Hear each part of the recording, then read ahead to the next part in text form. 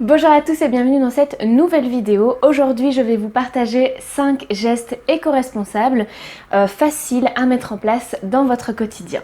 Alors de plus en plus, je m'intéresse à l'environnement, à faire mieux, à devenir une meilleure personne, à vraiment prendre soin de notre planète.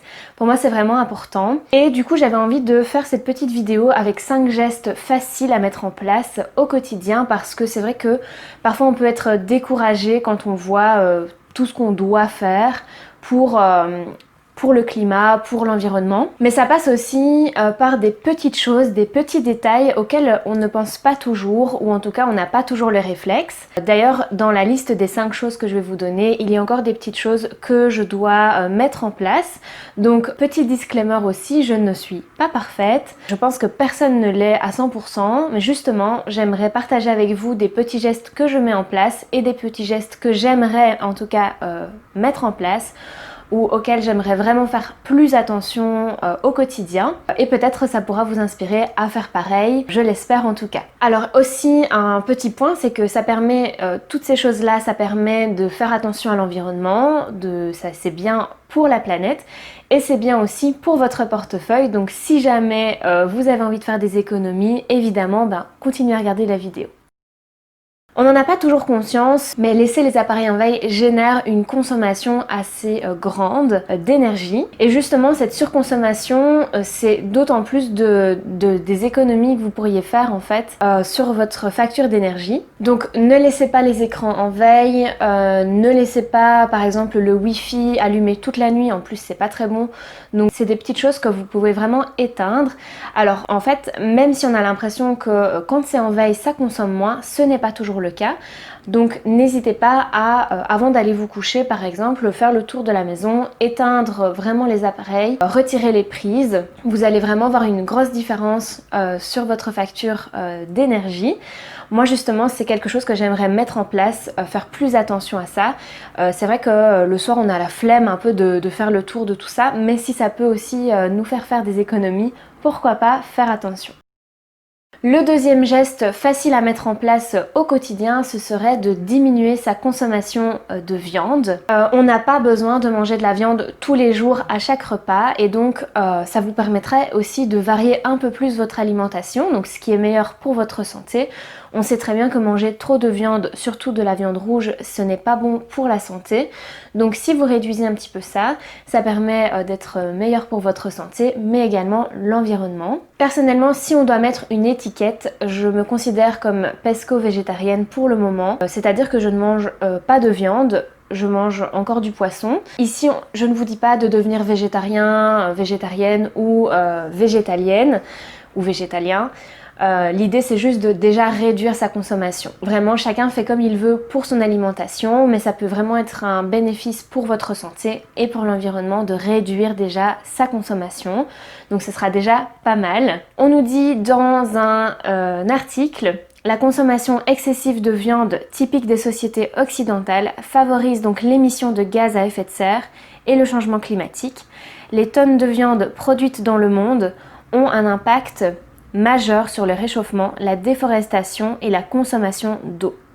Une étude parue en 2013 note que l'empreinte d'eau des Européens liée à leur alimentation pourrait baisser de 23% à 38% en diminuant ou supprimant la part de la viande dans les repas.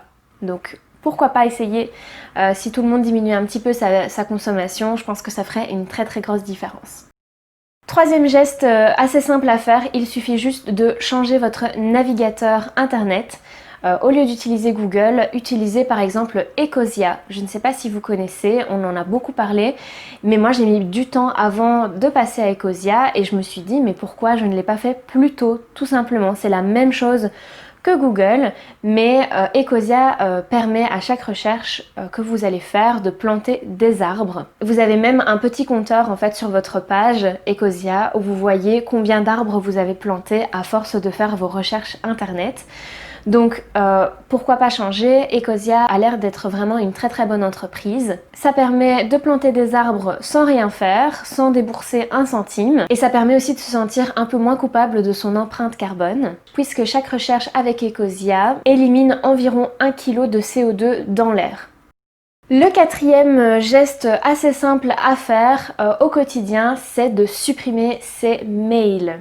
Je vous en avais déjà parlé dans ma vidéo de minimalisme digital, mais supprimer ces mails c'est hyper important parce que la quantité de mails stockés par personne dans le monde, cela représente une énorme quantité de consommation. J'ai lu en tout cas, d'après une étude menée fin 2015 par le cabinet Carbone 4, le cabinet de conseil spécialisé dans la transition énergétique pour Orange, supprimer 30 messages de sa boîte mail permet d'économiser l'équivalent de la consommation d'une ampoule pendant une journée. Rien que ça. Vous imaginez la quantité de consommation, c'est dingue.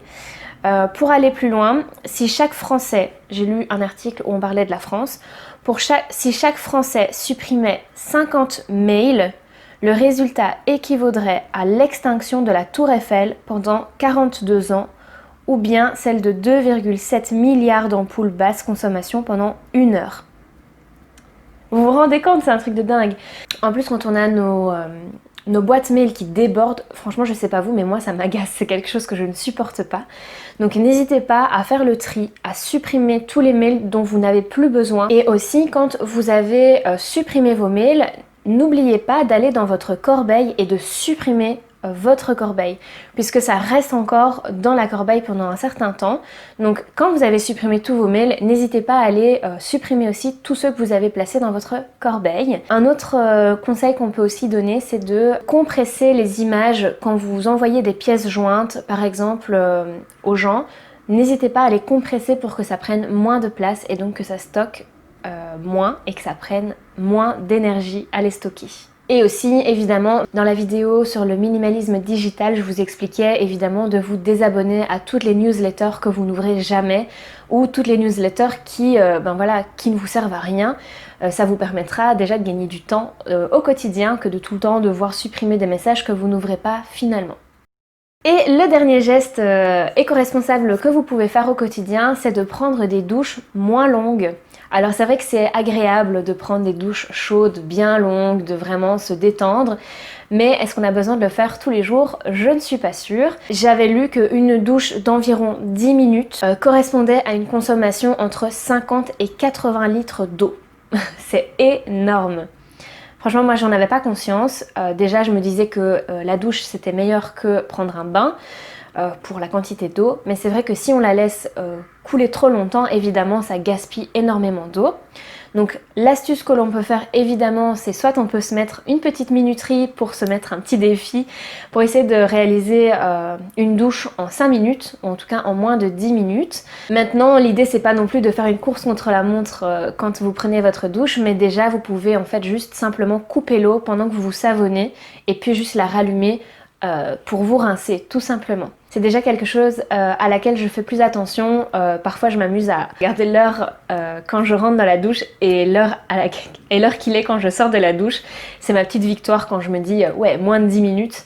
C'est un peu bête, mais franchement ça peut faire une grosse différence. Et aussi le fait de prendre des douches plus courtes, donc c'est meilleur pour l'environnement, mais c'est aussi très bon pour votre facture d'énergie, puisque pour chauffer l'eau, évidemment vous consommez du gaz, donc généralement c'est mieux aussi pour votre portefeuille. Voilà, j'espère que ces 5 gestes éco-responsables, ça vous aura peut-être inspiré.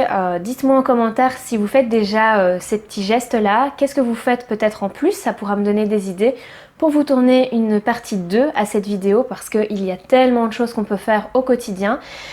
Clairement, c'est pas des choses qui prennent énormément de temps, c'est juste des petites habitudes à mettre en place, des bonnes habitudes à mettre en place. Ça peut faire, comme je l'ai dit, une différence pour l'environnement et pour votre portefeuille, donc c'est pas négligeable. Et voilà, encore une fois, le tout n'est pas d'être parfait, donc soyez bienveillants dans les commentaires et indulgents évidemment. Je sais que ça peut être un sujet porteur de débat, donc voilà. On reste bienveillant, on fait de notre mieux et voilà, j'espère que ces gestes en tout cas vous auront donné quelques idées. Ça peut paraître bête peut-être pour certains, mais je suis sûre qu'un petit rappel, ça fait toujours du bien. Si vous avez aimé cette vidéo, n'hésitez pas à laisser un petit pouce. Vous pouvez aussi venir me suivre sur Instagram, je vous laisse mon pseudo juste ici. N'hésitez pas à vous abonner à la chaîne et je vous dis à très bientôt pour une prochaine vidéo. Salut!